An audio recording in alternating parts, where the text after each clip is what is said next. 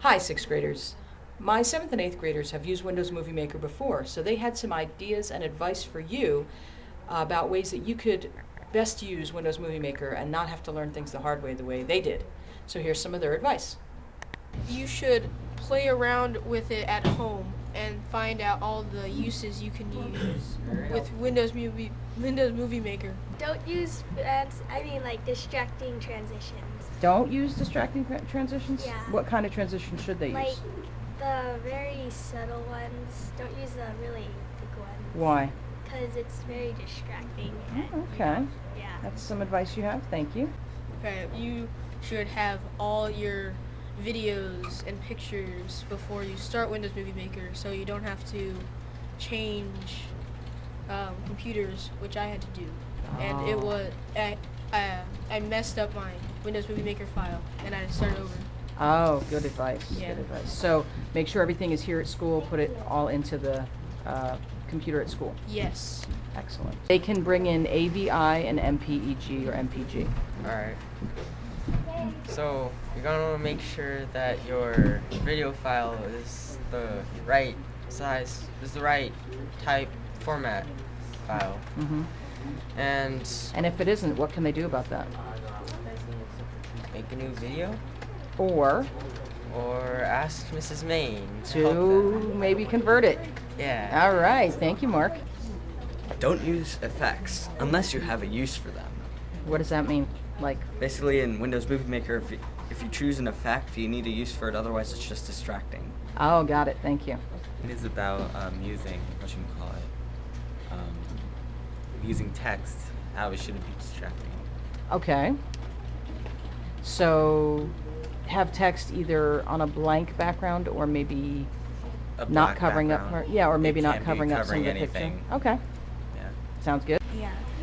You should be careful when you use the transitions and pick a theme or color that goes with all the pictures you have.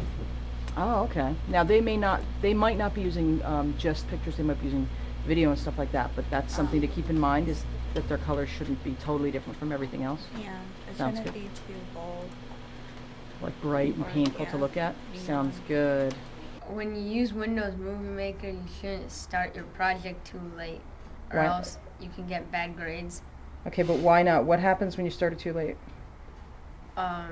You have to rush, and then your project isn't as good, and you can get bad grades. Okay. That will affect your grade Thank you. in a bad way. Yeah. So when you're doing Windows Movie Maker, probably just don't mess around in it a lot. Like, don't try and do like dumb stuff and make weird videos while you're supposed to be doing your work. Okay, when you're using Windows Movie Maker, if you try and move it to a different computer using a USB, when you put pictures onto the slides, the pictures might come up as red X's on the next computer because it's not saved. Hi, my name is Cheyenne, and some advice I'd give you for this project is don't procrastinate with your final video, and make sure that you make a list and are well prepared for everything.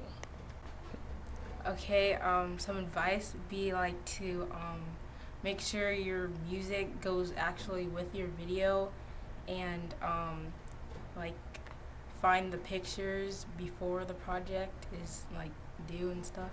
Yeah, and yeah, that's pretty much it. Okay. For usually for computer class, you might or might not need to use Windows Movie Maker, and it might or might not be a new program that you have to use. But first, maybe at home you can familiarize yourself with the stuff, such as where the things are on the sidebar.